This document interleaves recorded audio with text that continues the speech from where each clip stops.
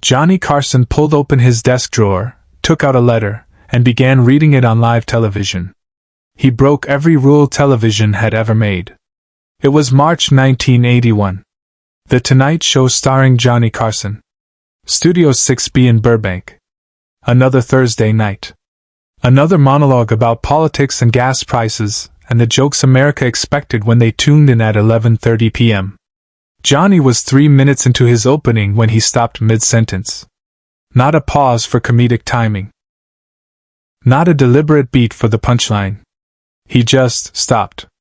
His hand went to his desk drawer. The one on the right side that he never opened during shows. The drawer that held things that weren't part of the carefully scripted television machinery. Personal items, private things, the stuff that didn't belong under studio lights. He pulled out an envelope. White. Slightly worn at the edges. Already opened, the flap tucked back inside. The audience noticed immediately. The laughter from his previous joke faded into confused silence. Ed McMahon shifted in his chair, leaning forward with concern. This wasn't in the script. Nothing about this was planned.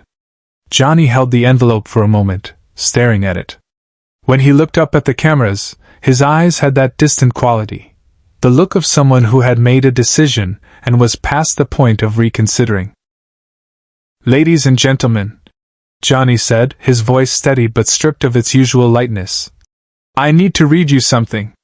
And I need the producers in the control room to know that I'm going to do this whether they like it or not." In the control room, Director Bobby Quinn grabbed his headset. "What is he doing? What's happening? Do we have a backup segment ready?" Producer Fred DeCordova stood frozen, staring at the monitor showing Johnny's face. "Let him go," Fred said quietly. "Just let him go." Carson stopped mid-monologue. The entire studio froze. Johnny pulled the letter from the envelope with careful precision, unfolding it slowly. The paper was standard notebook paper, the kind with blue lines. The handwriting was neat, practiced, a teacher's handwriting. "This letter arrived at my office 3 days ago," Johnny said, looking directly into camera 1. "It's from a woman named Margaret Chen. She's a 4th grade teacher in Oakland, California. I've never met her. She's never met me. But she wrote to me because she didn't know who else to write to." He paused, his thumb running along the edge of the paper. "And after I read this letter the first time, I knew I had to read it here. On this show. Even though my producers will probably kill me. Even though this breaks every rule of what late-night television is supposed to be." The studio was absolutely silent. 300 people barely breathing. The band completely still. Even the camera operators had stopped their usual small adjustments, frozen in place. Johnny began to read. "Dear Mr. Carson, my name is Margaret Chen. I am 34 years old and I teach 4th grade at Roosevelt Elementary School in Oakland. I have been a teacher for 11 years. I love my job more than anything in the world except my students. I am writing to you because in 2 weeks, I will lose both." His voice caught slightly on that last word. He cleared his throat and continued. 3 months ago, I was diagnosed with ALS. Lou Gehrig's disease. The doctors say I have maybe 18 months. Maybe less. My hands are already starting to shake. My left leg doesn't work the way it used to. Soon I won't be able to write on the chalkboard. Soon I won't be able to stand in front of my classroom.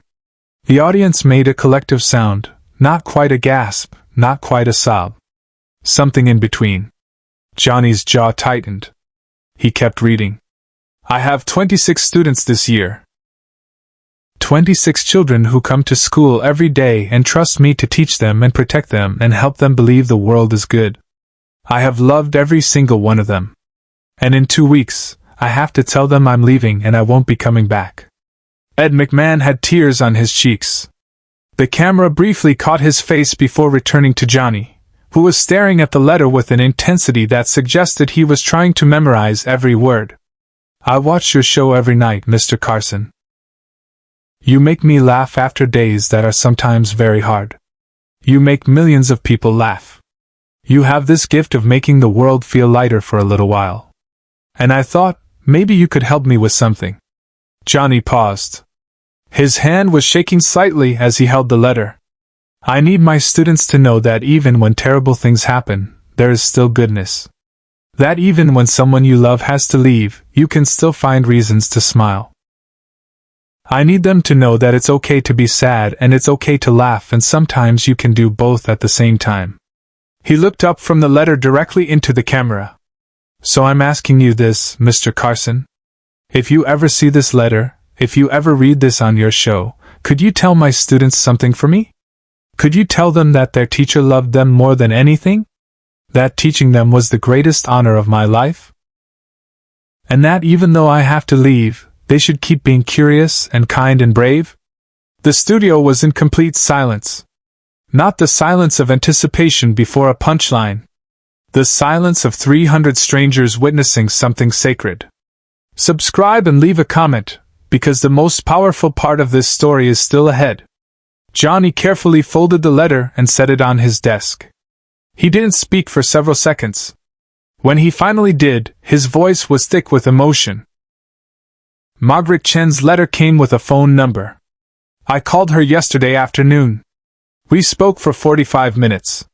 He reached up and loosened his tie slightly, a gesture he never did on camera, a small sign of the formality being stripped away.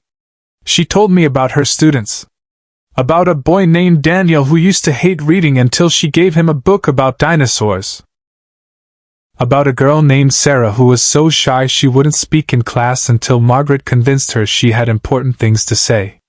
About twins named Marcus and Maya who always competed to see who could make Margaret laugh harder." Johnny's voice broke slightly. He paused, composing himself. "She told me she wasn't afraid of dying. She said she'd had a good life. But she was terrified of her students thinking that when bad things happen, there's no point in hoping. No point in trying. No point in loving people because you might lose them." He looked directly at the camera again, and for the first time in 20 years of hosting The Tonight Show, Johnny Carson seemed to forget he was on television. He was just a man, talking to people, saying something that mattered. "So here's what I want to say. Not just to Margaret's students, but to everyone watching. Life is brutally unfair sometimes. People you love get sick. People you count on have to leave. The world breaks your heart over and over again." He picked up the letter again, holding it like it was something precious. "But that's exactly why we have to keep showing up for each other.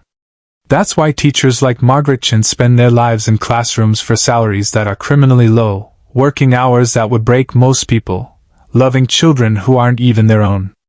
Because someone has to believe the world can be good. Someone has to keep trying." Backstage, he made a choice no producer would have ever allowed. Johnny stood up from his desk. The control room erupted. Bobby Quinn was screaming into his headset. "What is he doing? Johnny, stay at the desk. We don't have a shot set up for this. Johnny!" But Johnny had already stepped out from behind the desk. He walked toward the audience, the letter still in his hand, the cameras frantically adjusting to follow him. He stopped at the edge of the stage, looking out at the 300 people in the studio audience. His voice carried without the microphone, strong and clear and completely raw. "Margaret asked me to tell her students something. So I'm going to say it. And I need all of you to hear it too." He held up the letter. "To Daniel, Sarah, Marcus, Maya, and all of Margaret Chen's 4th grade students at Roosevelt Elementary School in Oakland. Your teacher wants you to know that she loved teaching you more than anything in the world. That you made her laugh every single day. That you gave her life meaning and purpose and joy." His voice cracked, but he pushed through. "She wants you to know that it's okay to be sad when she's gone. It's okay to cry. It's okay to miss her. But she also wants you to remember that she believed in you. Every single one of you. She believed you were going to grow up and do amazing things. And she wants you to prove her right." The audience was crying openly now. Not just a few people. Nearly everyone. Ed McMahon had his face in his hands. The camera operators were wiping their eyes. Doc Severinsen stood on the bandstand with tears streaming down his face. Johnny looked back at the camera. Margaret, I know you're watching. I promised you I'd read your letter, and I've done that. But I need to tell you something else. He paused, his composure finally beginning to crack. Thank you? Thank you for 11 years of teaching children who needed you. Thank you for loving them even though you knew you'd have to leave them. Thank you for writing this letter instead of staying silent. You're braver than most people will ever be. But this was the moment no one in the studio, nor anyone at home, ever saw coming. Johnny walked back to his desk. But instead of sitting down, instead of returning to the monologue, instead of doing what television hosts are supposed to do. Move on, keep the show going, don't let the audience sit in discomfort. He did something else. He pulled out his checkbook. The cameras zoomed in as Johnny uncapped his pen and began writing. The scratching of pen on paper was audible in the complete silence of the studio. When he finished, he held up the check.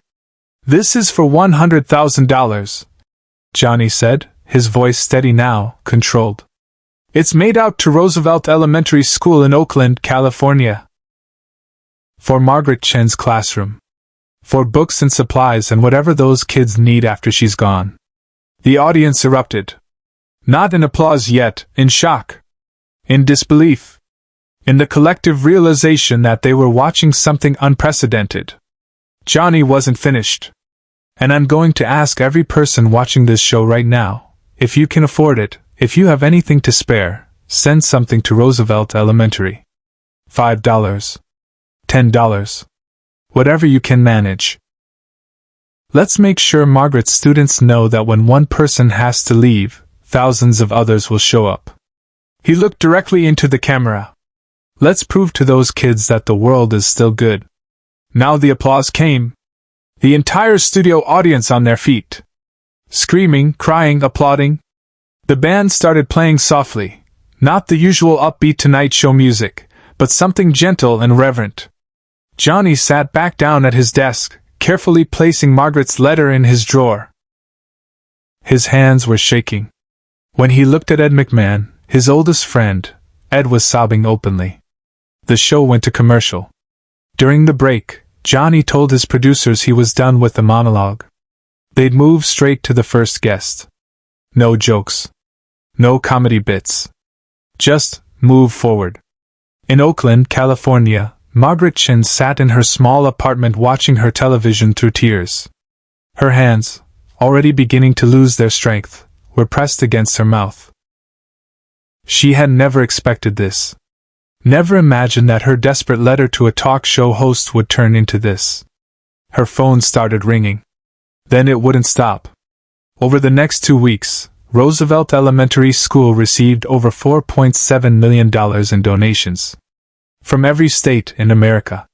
From people who had never met Margaret Chen or her students but who had watched Johnny Carson read a letter and decided the world needed to be good.